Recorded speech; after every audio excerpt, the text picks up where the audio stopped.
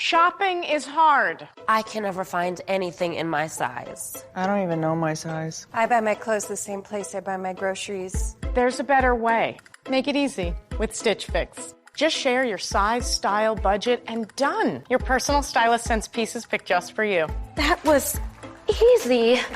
Stitch Fix. Online personal styling for everyone. Free shipping and returns. No subscription required. Get started today at StitchFix.com. Talk Radio 77 WABC. It's the 77 WABC News Hour. Talking the news with Noam Laden. All the news you need to know with Joe Nolan, traffic, Justin Ellick, sports. And now, Talking the news with Noam on 77 WABC. Yes, that's me, 5:36. Good morning. It is Monday, March 3rd. Your forecast from the 77 WABC Weather Center. A mix of sun and clouds today. The high going to be 37, but then the weather gets really nice. So tonight and overnight, still cold. Low 31, but then Tuesday it'll be kind of like the weekend, at least Saturday anyway. It'll be sunshine Tuesday, high 53, and looking ahead for the next 8 or 9 days, we'll be in the 50s, even the low 60s.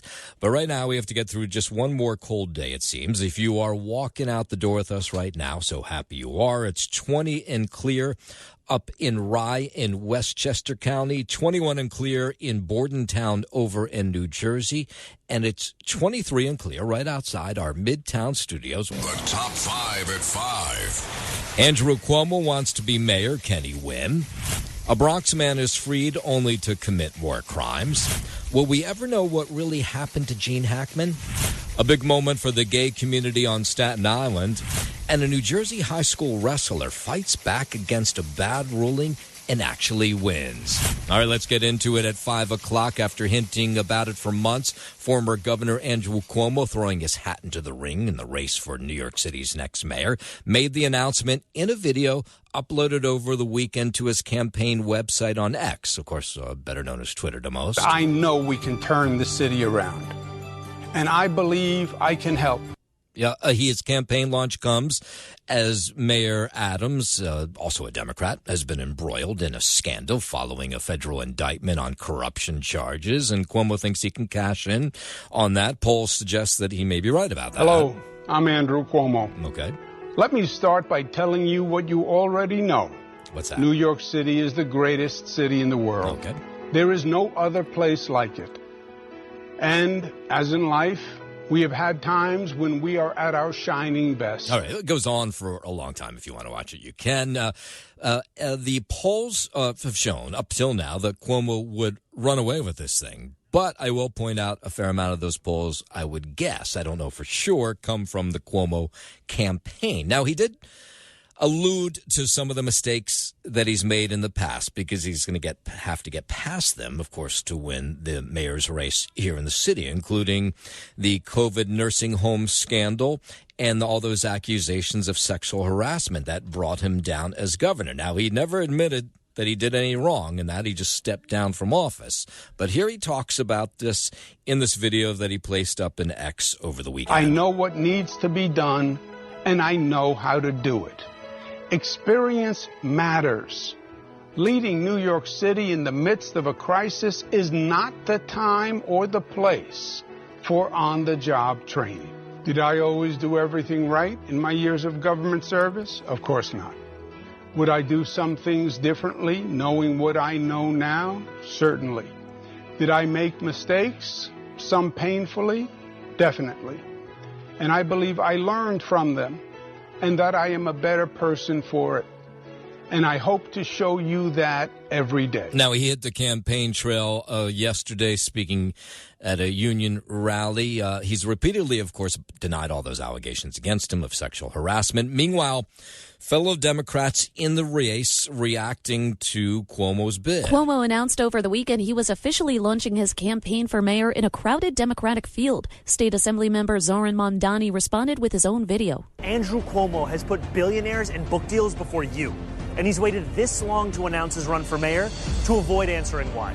Queens City Council member Jessica Ramos says that Cuomo is no different from sitting Mayor Eric Adams. Adams is still running and welcomed more competition. Outside of the candidates, Cuomo did get some party endorsements already, including one from Congressman Richie Torres of the Bronx. I'm Liz Radabali for 77 WABC News. 13 families in Newark out of their homes this morning after fire ripped through several structures on Woodside Avenue. The fire began shortly after 1 a.m. and went to 3 alarms before finally being brought under control about 5 hours later.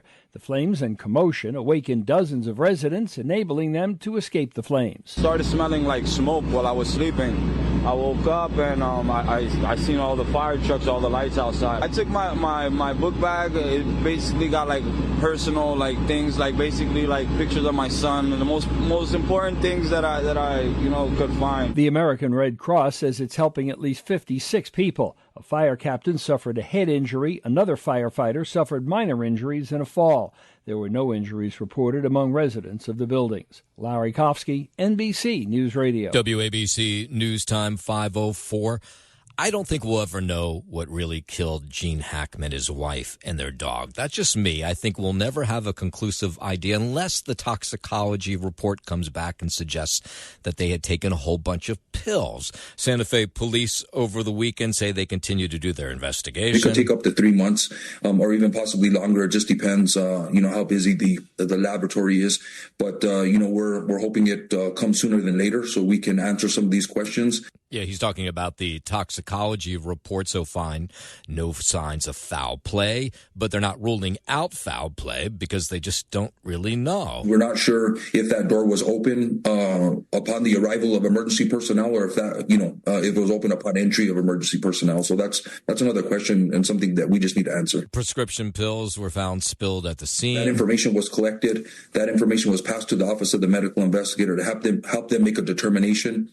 So yes, that we're looking at that specifically, and other medications, of course, that were in the possibly in the residence.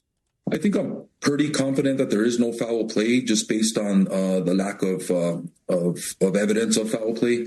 But we're not ruling that out. Yeah. So of course, every conspiracy will now boil up to the top, and we'll all try to have our own idea of what might have taken place. It might be as simple as she was taking care of him, Gene Hackman. He was too old to take care of himself. She had a heart attack, and he couldn't take care of himself after she had died. Could it be something as simple as that? When we arrived, we made sure that our people, as well as the sheriff, were safe, and there was nothing when we found. Yeah, so there's nothing to suggest right now, at least anyway, that it was carbon monoxide that killed them. Pope Francis listed in stable condition as he battles pneumonia in a hospital in Rome. He's been there since February 14th. The Vatican says the Pope has met with church officials and offered thanks to well-wishers for their prayers and support. In the latest update on his condition, the Vatican says the Pope had rested well overnight. The 88-year-old pontiff was admitted to the hospital February 14th with respiratory problems and developed double pneumonia. A full medical update on his condition is expected this evening. I'm Scott Carr. WABC News Time 5:08. Let's go down to Texas. Health officials there say that measles outbreak continues to grow like wildfire. We've had 146 cases associated with this outbreak that is covering all of West Texas and even into New Mexico now. Dr. Kathy Wells is the public health director in Lubbock, says that 46 of those cases are kids under the age of 4. The death toll, 1 now. 1 school-age kid died from measles last week. It's still unclear how measles made its way into the Mennonite community in West Texas, which remains the epicenter right now of this outbreak. I mean, that's a big concern for us. We are working closely with our schools as we were starting to see cases. And they're trying to convince people in this Mennonite community to vaccinate their kids so they're not the next ones to get sick. Yesterday, our clinic vaccinated over 50 children. 509 New Orleans under heavy security this week as revelers step up their Mardi Gras celebrations. City officials say the heavy police presence is receiving significant federal support. This after a deadly ISIS-inspired truck attack in the French Quarter killed 14 people on New Year's Day. Between now and Mardi Gras this coming Tuesday, there will be dozens of parades on the streets of the Big Easy. Several items, however, have been banned, including private drones. But bead throwing will still be allowed. I'm Lisa Carton. 5:10 all the talk over the weekend was the WWE-like press conference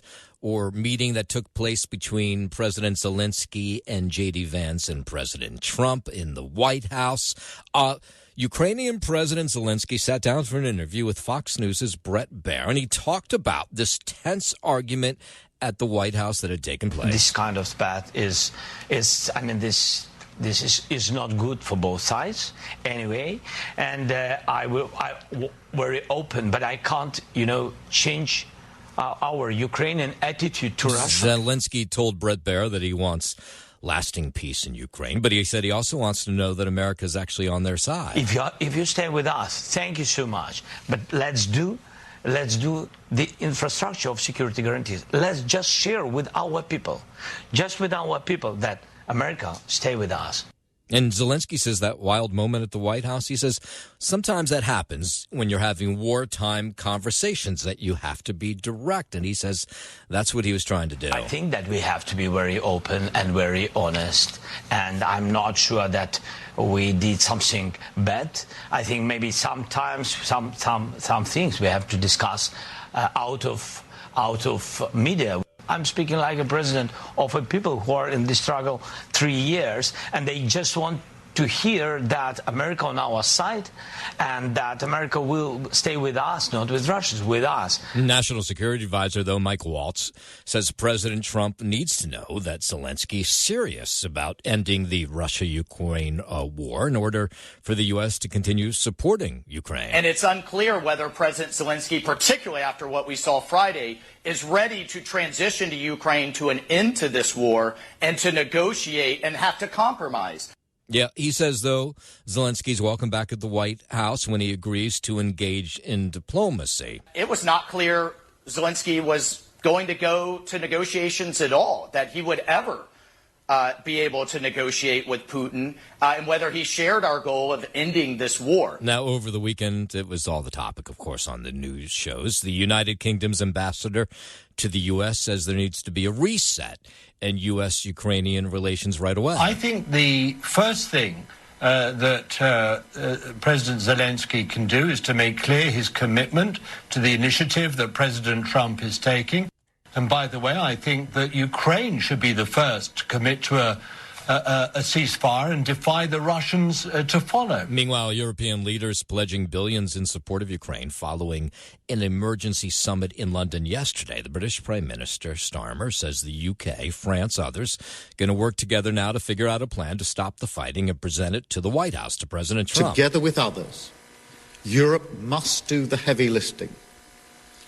But to support peace in our continent and to succeed, this effort must have strong U.S. backing. Starmer announcing a loan of nearly $3 billion for Ukraine, which would be funded through the freezing of Russian assets. Nobody wanted to see what happened last Friday, but I do not accept that the U.S. is an unreliable ally. The U.S. has been a reliable ally to the UK for many, many decades and continues to be. Yeah, there's lots to suggest that Zelensky could be back at the White House soon, or they could sign off on that deal soon. Meanwhile, President Trump over the weekend signing that executive order making English the official language of the U.S. Our nation's historic governing documents have all been written in English. It is therefore long past time that English is declared as the official language of the United States, reads the White House statement. The Trump administration claims the decision will streamline communication and reinforce shared values, creating a more cohesive and efficient society. It marks the first time the US has designated an official language at the federal level since the country was founded almost 250 years ago.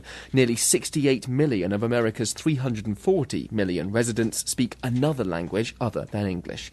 Benji Hire, Washington. Meanwhile, over the weekend, it was some tough times in South Carolina. The state there under a state of emergency as wildfires just ravaged South Carolina. Governor Henry McMaster made the declaration Sunday as one of the largest fires threatening threatens residents in Myrtle Beach. That fire in the Carolina forest has burned over 1,000 acres and is 0% contained. Meanwhile, the North Carolina Fire Service says a wildfire in Polk County has destroyed at least 400 acres and is also 0% contained. More than 170 wildfires have erupted across both states, blackening a combined 4,200 acres and forcing mass evacuations. I'm Lisa Carton. WABC News Time 5:15. Let's head over to the 77 WABC Sports Desk. Happy Monday. Good morning, Justin Ellick. Happy Monday. Good morning to you, Noam Layden. Start here in the NBA. Down in Miami, Jalen Brunson scored 31, and the Knicks overcame a 19-point deficit to beat the Heat 116-112 in overtime. OG Anunoby added 23 points, and Karl Anthony Towns had 19 points and 16 rebounds for the Knicks. They've won 3 straight now. Brunson's three-pointer with just about 2.5 remaining in overtime put New York ahead for good at 111-110 and began a 7-0 spurt. They trailed by 17 at halftime and again by the same margin midway through the third before ending the quarter on a 17-5 run. Coming up next for the Knicks, they'll host Golden State tomorrow night. On the collegiate hardwood, St. John's clinched the program's first outright Big East title since 1985 after a 71-61 victory over Seton Hall on Saturday. Wow, 1985 was the last time? Yeah, outright. Jeez. I think 92 they had a share for the title, and it was Carnesecca's last year. And then in 85, they had that outright victory. Chris Mullin was a stud, and Carnesecca on the sideline there. It's been a while. And, they made the Final Four that year, and you bring in Rick Pitino. And I don't know if you remember, but last year he had that big blow-up, in front of his team, calling them unathletic. They basically just weren't as good as the competition. It worked. And it worked, yeah. How about it? Lights a fire into these guys, and obviously you had guys like Kadari Richmond to go along with returnees R.J. Lewis and Zubi Ejiofor. So, and these guys turn into studs. So, the perfect storm. Whoa, hey now, the perfect red storm. Look what you did there. If you will. Wow. This is why we pay you big bucks. On a Monday morning, no less. So congrats to the Johnnies. We'll be rooting for them, man. It'll be an exciting March. Checking in on the NHL at the Garden, Artemi Panarin, JT Miller, Keandre Miller, and Brett Berard scored. And Jonathan Quick made 35 saves as the Rangers defeated the Nashville Predators 4-0. Coming up next for the Rangers, they'll host the Islanders tonight at 7 p.m. Lastly, in Vegas, the Devils got blanked 2-0 by the Golden Knights. Up next for Jersey, a date with the Stars in Dallas tomorrow night. Out of the NFL offseason, after striking out in talks with Matthew Stafford, the Giants are including Aaron Rodgers in their search for a veteran quarterback. Oh, please. Hey, you won't have to move. God, it sucks to be a Giants fan. It really does. What do you mean? It's convenient for everybody, don't you think? Really, yeah. Well, he doesn't have to go far. That's true. Exactly. He can keep his home in Montclair. Right. You keep him in the building. He gets the same locker. You don't have to move anything. Right. Probably give him the same number, too. Yeah. Listen. He won't go far and the team won't go far. There you go. Louis not rooting for it. It's good they're investing in the future there. Yeah, exactly. Giants. I'm sure, a 23, 24-year-old Malik Neighbors or whatever it is going to be. I'm sure, you're thrilled being able to play with a guy like Aaron Rodgers. Not really. Yeah, come on. If you're on the Giants, you got to be hoping that they... Maybe on the first series, he'll last 14 minutes. Yeah. Right. It'll be breaking a new record, now. That's your Sports Gnome. I'm Justin Ellick on 77 WABC. WABC News Time 5:20. Let's go down to the Texas-Mexico border. The number of people crossing the border is down to record lows. Reuters says just over 8,000 people were arrested trying to get into the U.S. in February. That's a record low for a single month. That passes the previous record that was set back in April of 2017 during the first Trump administration. Border Patrol says this is all good news. It was the most apprehensions we'd had for that year. It's our fiscal year. It starts in October, and it goes all the way to September. We finished with 324,260 for that fiscal year. And right now, up to date, it's 41,243. Border agents say, hey, if you're there to go into the country legally, go to the U.S. ports of entry, which are safer and allow for legal crossings. And they say people are doing that. There's still people, of course, trying to cross illegally, but not nearly as many as there were before. There's not that many crossings right now. We're not seeing that many people crossing, and those people that were seeking asylum and stuff, they're not coming over really much right now. Go to the port of entry and do the right way. Don't cross illegally. Don't cross the mountain or put yourself in danger in the water. It's not worth it. You don't want to put yourself in danger like that. It's much more easier just going to the port and just doing it the right way, even if it takes a little bit more time. But it's more of a guarantee that you'll be safe and you'll do the process legally. Meanwhile, the ACLU suing the Trump administration to stop the transfer of 10 immigrants to Guantanamo Bay. The activist group argues there's no legal authority to transfer them to the detention camp and say the move would violate both federal law and the U.S. Constitution. The ACLU clarified they aren't challenging the administration's authority to detain the individuals. They're only fighting against their transfer to Guantanamo. I'm Mark Mayfield. WABC News Time 522 down in Washington, the White House ordering remote workers at the Internal Revenue Service to return to the office before the month is out. The Treasury Department sent out a memo Friday saying it would cancel all regular telework agreements on March 8th for those who live within 50 miles of an office. Employees are expected to return to offices on March 10th.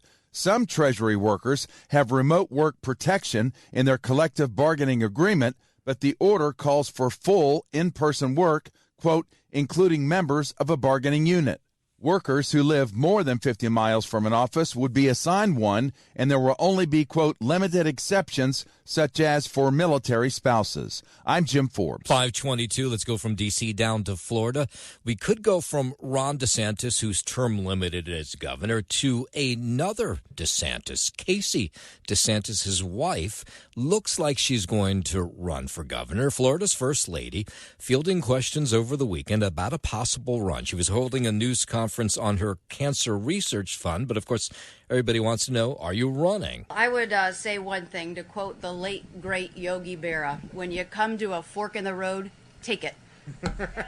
Now her husband, Ron DeSantis, says his wife would be a great candidate. I've had people coming up to me for years begging to get her in the fray because I think you see with her presentation. I mean, she's passionate, she's articulate, she's smart, she's got rock-solid values. And DeSantis claims the late Rush Limbaugh would approve of Casey DeSantis run. Rush Limbaugh, late, great friend of mine. And he was always upset because he thought that the spouses pulled the office holder to the left, and he said, with Casey, I don't have to worry about that. She's more conservative than you. Now, there's a lot of people already in this race, including Florida Congressman Byron Donalds, who formally announced his bid last week, and that was followed by an endorsement from President Trump.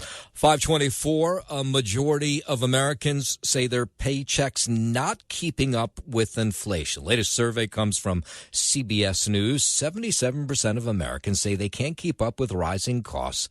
And it's hard just to go things like grocery shopping. I definitely feel it, especially with my family. Not everybody makes six figures. At $200,000 a year, can't make ends meet in New York City. $200,000 at the end of the day is $100,000 because the rest of it is gone in taxes and BS. Majority of respondents in this poll, 62%, say they've only seen prices go up in the last few weeks. That has them worried. I mean, after taxes and what you take home, what can you possibly pay? You got credit cards, you got a mortgage. But at this point, I'm like, what am I working for? Like, I cannot even pay my bills sometimes. Take out credit card loans or whatever. And it's just like, now those are piling up. At least 70% of people say they're worried about savings and buying extras. 53% in this survey say they're just worried about putting food on the table. 525, out to California. Kourtney Kardashian, of course, one of the famed Kardashian clan, joining her fellow Calabasas, California residents in protesting the decision to dump debris from the wildfires into the Calabasas local landfill. Just make it known that we're not okay with this and that toxic chemicals and ash do not belong in a community where there's kids and families and people work here. Kardashian took part in a protest holding a sign that read, fill our hydrants, not our dumps, referencing to the fact that hydrants were dry during the wildfires in Los Angeles. Now, I should, for full transparency, tell you that my brother, one of the four brothers, was in charge of the Calabasas dump until just a couple months ago. He retired because you can retire early in places like Los Angeles. And I asked him over the weekend, I said, is it safe to throw all this stuff from the wildfires into his dump? And he said, absolutely. We would love it to go to the middle of nowhere where it's not around any families or children, because the repercussions, there's so many schools, there's the park right down the street. Yeah, he says no. He says it's really safe to send it there. So, well, whether you believe a Kardashian or a Layden, it's up to you. Volkswagen issuing a recall now for over 60,000 U.S. cars. Federal safety regulators say a faulty gear shift indicator could result in a vehicle rolling away if the parking brake is disengaged, raising the crash risk. The recall includes certain 2021 to 2023 Volkswagen models and 2022 to 2023 Audi Q4 e-tron Sportback cars. The problem is tied to a software glitch that fails to display some gear positions correctly. I'm Mark Mayfield. Apple introducing a new age assurance technology for children's privacy and safety. The tech giant announced the move this week as part of a broader move to keep kids safer online. Parents will be able to select their kids' age range instead of providing exact birth dates when setting up their accounts, which would be taken into account when young users download third-party apps. Apple wrote the age range would only be shared with developers and only with parental permission. This as many states across the U.S. introduce bills requiring App Store operators to check users' ages and get parental consent before minors can download apps. I'm Tammy Trujillo. Talk Radio 77 WABC. It's the 77 WABC News Hour. Talking the news with Noam Layden. All the news you need to know with Joe Nolan, traffic, Justin Ellick, sports. And now, Talking the news with Noam on 77 WABC. Yes, that's me, 536. Good morning. It is Monday, March 3rd. Your forecast from the 77 WABC Weather Center. A mix of sun and clouds today. The high going to be 37, but then the weather gets really nice. So tonight and overnight, still cold. Low 31, but then Tuesday it'll be kind of like the weekend, at least Saturday anyway. It'll be sunshine Tuesday, high 53, and looking ahead for the next 8 or 9 days, we'll be in the 50s, even the low 60s. But right now we have to get through just one more cold day, it seems. If you are walking out the door with us right now, so happy you are. It's 20 and clear up in Rye in Westchester County, 21 and clear in Bordentown over in New Jersey, and it's 23 and clear right outside our Midtown studios. We'll start this half hour right here in the city. Governor Cuomo over the weekend finally throwing his hat in the ring, in the race for mayor here in New York City. I know we can turn the city around, and I believe I can help. So after dropping that announcement on X, he held a couple campaign events here in Manhattan yesterday, one of them with the Carpenters Union. Can we turn the city around? You are damn right we can. One of the people there was a carpenter himself who said he's on board. My personal belief is the best way we can bring the middle class up is to embolden the unions. Now, of course, he has a couple things he has to get past, the former governor does, including the COVID nursing home scandal and the sexual harassment cases against him. There were a group of women who stood outside one of the events, one of his campaign events yesterday, saying they want to know more about those sexual harassment cases. New York City cannot lead the fight against Donald Trump if we elect a leader that is just like Donald Trump. Of course, Cuomo joins a very crowded field of Democrats who want to be mayor, but the two most well-known are him and, of course, Mayor Adams. The reporters were asking Governor Hochul over the weekend if she had to make a choice, who would she choose for the Democratic side of the party, for who would be her candidate come November. Anyone who wants to run for any office certainly is able to do so. Yeah, she wasn't ready to choose a side. WABC News Time 540, up to the Bronx, where a man who was recently released from prison, arrested over the weekend, charged with raping a 15-year-old girl. The rape took place Co-op City. The person behind it, police was 29-year-old Kasman Aska, who they walked out of the 45th precinct in handcuffs over the weekend. This is an atrocity to happen here in a place like Co-op City, which is supposed to be a safe place, a safe community. People like that should not be eligible to be out at all. Now, when you hear what he did, you may agree with those people. Records show that Aska was released from prison on January 30th. after he was convicted of attempted murder in 2013. When he was 17 years old, he threw a 9-year-old boy off the roof of a 5-story apartment building in Morris Heights, leaving the boy badly injured. I mean, it's amazing he even survived that. Aska still lives in the same Nelson Avenue building, that according to neighbors. And this attack took place, well, they didn't tell us exactly when, but Co-op City residents are saying, well, this guy, how's he even out from jail after throwing somebody off a 5-story building? It's scary that, this had to happen all over again, and they let him out a month ago. It's wrong. Hope that this time that they lock him up and they throw away the key. Well, I think they likely will. He's been charged with first-degree rape. If convicted, he could get 25 years in prison.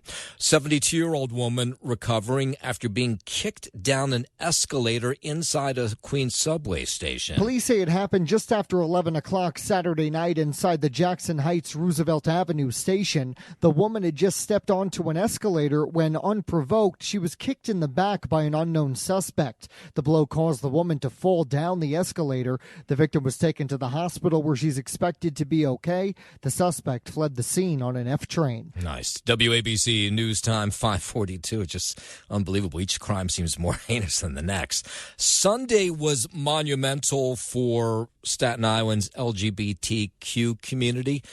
Remember, this has been a story for, is it decades, that the gay groups on Staten Island have tried to become an official part of the St. Patrick's Day parade, but the committee that has run the parade has always told them no. But this year, they were told they could march behind one of their signs, the Pride Center of Staten Island. So they made their debut during what was the 61st annual celebration in West Brighton. Just a huge crowd of people coming out for the parade yesterday.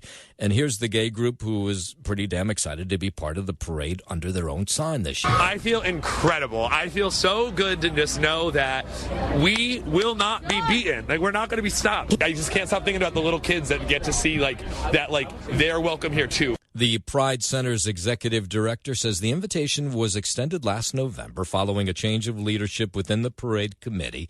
They say a lot of perseverance and community support helped. With all the cold weather yesterday, boy, it was amazing how many people lined Forest Avenue with the Irish Pride on full display. There was dancers, fire trucks, marching bands, everybody in green, and this gay pride group, which nobody seemed really to notice except for the Pride people who had tried for years to become part of the parade. Support from the businesses on Forest Avenue and the entire Staten Island community. Staten Islanders have long felt that this day is long overdue, and we're finally there, and it's wonderful. WABC News Time 544. Up to Westchester County, where there was a memorial service over the weekend for a 3-year-old who was found in the river last week. You probably remember we told you about this story. This 3-year-old was somehow able to wander away from his home on North Berry Avenue in Mamaroneck and then fell off what was about a 10-foot cliff into the river and did not survive that. And the family during this memorial over the weekend was saying, they probably should have been a protective barrier on this cliff to stop anybody from falling over. He was 3. He was just a beautiful little boy. In times like this, that's what you need. You need community. Friends, strangers holding hands, lighting candles for the 3-year-old Zaire who fell off that cliff. It can happen, right? I mean, I have a little one that's very curious, and, I can't even imagine, truly. Yeah, I can't imagine either. The house is right there. He just walked straight into the river. The fact that there's no fence is just horrific. We both have children who are 3, so we just think, it could be any one of us. Now, we reached out to the village of Mamaroneck to find out if they might put a protective barrier where that boy fell. So far, we haven't heard back from them. 545. Let's head over to the 77 WABC Sports Desk in Justin Ella. Thank you, Noam Layden. Start here in the NBA down in Miami. Jalen Brunson scored 31 points, and the Knicks overcame a 19-point deficit to beat the Heat, 116-112 in overtime. OG Anunoby added 23 points, and Karl Anthony Towns had 19 points and 16 rebounds for the Knicks. They've won 3 straight now. Brunson's three-pointer with just about 2.5 remaining in OT put New York ahead for good, 111-110, and began a 7-0 spurt. They trailed by 17 at halftime and again by the same margin midway through the third before ending the quarter on a 17-15 run. Coming up next for the Knicks, they'll host Golden State tomorrow night. That Golden State team is a very good team all of a sudden All with Jimmy of a Butler. sudden. How about that? My goodness I think gracious. they're going to win the Western Conference. Do you think so? Even though, what are they? How many games back are they? But boy, they look good. Yeah, well, they look like the Warriors of old, They if do. you will. They've got that evil empire taste and smell back to them there. Yeah, I'd put my money on them. Jeez. You put your money on them? Yes. In Really? fact, when the show's over, I'm going to go to one of those sites and actually really do that. Okay. Or you could just drive out to Atlantic City. It's up to you. Or, yeah, I do that too. On the collegiate hardwood, St. John's clinched the program's first outright Big East title since 1985 after a 71-61 victory over Seton Hall on Saturday. The Red Storm are the outright regular season champs for the first time since Chris Mullen led them to the Final Four and Coach Lou Carnesecca paced the sidelines. They hadn't even won a share of the title since 92 in the final season of Carnesecca's storied career. The Red Storm won the regular season title after being picked 5th in the Big East preseason poll. They added Canary Richmond to go along with returnees R.J. Lewis Jr. and Zuby Ejiofor, who have all emerged as stars. Checking in on the NHL at the Garden, Artemi Panarin, J.T. Miller, Keandre Miller, and Brett Berard scored, and Jonathan Quick made 35 saves as the Rangers defeated the Nashville Predators 4-0. Up next for the Rangers, they'll host the Islanders tonight at 7 p.m. Lastly, in Vegas, the Devils got blanked 2-0 by the Golden Knights. Up next for the Devs, a date with the Stars in Dallas tomorrow night. And out of the NFL offseason, after striking out in talks with Matthew Stafford, the New York Giants are including Aaron Rodgers in their search for a veteran quarterback. Sources did tell ESPN on Friday Rodgers is set to be a free agent after the New York Jets announced earlier this month that they would be moving on from the quarterback after 2 seasons. Sam Darnold is also expected to be among the Giants' options after his breakout season last year with the Minnesota Vikings, and Super Bowl winner Russell Wilson also considered the Giants among his options at the start of this offseason. That is your Sports Know, man. I'm Justin Ellick on 77 WABC. WABC News Time 5:50. An NYPD chaplain and Catholic pastor accused of having sex with a prostitute is voluntarily stepping away from his church now. 40-year-old Father Michael Aguino, a Catholic priest for the NYPD and the pastor of St. Anselm Church in the South Bronx, is charged with patronizing prostitution. The New York Daily News reports Aguino's attorney says that's not what happened, that his client is heartbroken, and that the arrest was based on an allegation made by a troubled woman who Aguino had counseled in the past. At morning mass, Aguino declined to comment. The parish issued a statement saying that Father Aguino denies the allegations and has voluntarily stepped away while the matter is investigated. I'm Lisa Salvati. The wildcat strike by prison guards at New York State prisons is finally over. The settlement, reached with the help of a mediator, addresses many of the guards' concerns, including dangerous conditions, staffing shortages, and forced overtime. Guards will see a temporary increase in overtime pay and the suspension of a state law limiting the use of solitary confinement, which they say made prisons less safe. Strikers had until Saturday to return to work without facing disciplinary action. The strike began February 17th, prompting Governor Kathy Hochul to call out the National Guard to replace some of the striking guards. Larry Kofsky, NBC News Radio. Remember last week we told you about this kid from New Jersey, a championship wrestler, Anthony Knox Jr., one of the nation's top wrestlers on the high school level, but he was disqualified from the New Jersey State Interscholastic Athletic Association for his involvement in a brawl in the crowd 2 weekends ago. Now, that makes it sound bad, but really what had happened was he was wrestling at a match in Collingswood, New Jersey, when he heard all kinds of commotion behind him, turned around, and saw that a crowd had surrounded his mother and father. So he went in to, like a good kid should, and defended them. And because of that, the New Jersey Interscholastic Athletic Association basically canceled him from the rest of his matches, which included a championship next weekend. So they brought in a lawyer, which was the right thing to do because it sounds like the kid did the right thing defending his parents. They appealed the decision. They said that he had been let go or suspended from wrestling because he left the bench during a wrestling match, which I guess you're not allowed to do. So they said there was no physical bench for him to be sitting on. That's what they went to a court and said, and they won their case.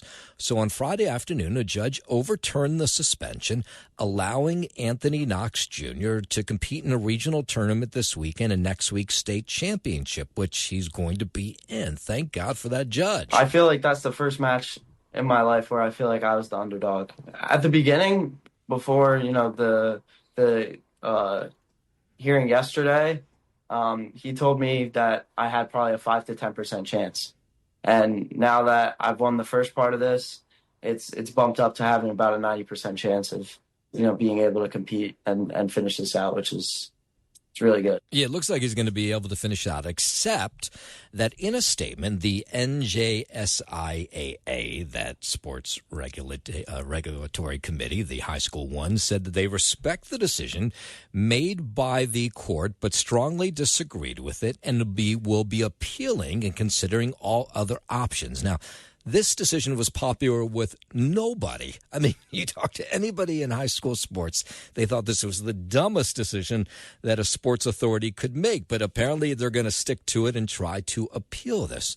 Meanwhile, you're essentially sinking the last moments and ruining the last moments of what's been a fantastic career for Anthony Knox Jr. I mean, he's going to wrestle at the college level and probably be a great college wrestler too, but leave the kid alone. He did the right thing in that moment. It is the end of an era now at Six Flags Great Adventure. Long live the king. The park was home to the iconic King Dakar roller coaster, which is no more after a planned implosion. It was like less than 5 seconds. The whole thing just went, it's gone. Right when the shockwave hit me, my heart dropped. I'm like, there it goes. The coaster opened in 2005 and took riders from 0 to 128 miles an hour in 3 seconds. The actual ride lasted just a minute. The tallest coaster in the world fell just 2 months ahead of its 20th birthday. The demolition is part of a $1 billion investment into improving the theme parks. I'm Liz Radabali for 77 WABC News. They had one of those polar bear plunges over the weekend. Now, recently, these polar bear plunges have not been so impressive to me because it's kind of warm a lot of times when they do this, even in the winter. But yesterday, it was downright cold. So applaud these people who took part in the penguin plunge up in Nyack's Memorial Park. About 600 people ran into the water to raise money for a good cause. I've been doing a plunge since the first time, looks like 18 years ago. So I love doing it. It's a good cause for the children. People come here and they see what people are doing for these families, and it really makes them feel appreciated and that they're not alone, because no one should plunge alone and no one should be alone when their children have needs that we can all help. Yeah, so these are all this money they raised, which was a lot of it, by the way, went to kids' charity. So when they ran into the water yesterday, it was below freezing, and you can imagine how cold the water was. It's just like nice and like it's like respectful for people that are in need. Yeah. And I'm going to leave you with this story because it only entertains the 12-year-old in me. So normally we get a ton of stories in every single day, and I have to sort through all of the ones that make sense for me to do during the news hour. And sometimes that works out okay. Most times it does. Sometimes I pick one that's not so good. But this one is the story that normally I would totally ignore because it's not that big of a deal. But a New Jersey woman has been charged with running a prostitution ring out of her massage parlor in Morris County. She has been charged with second-degree money laundering, third-degree promoting prostitution, engaging in prostitution.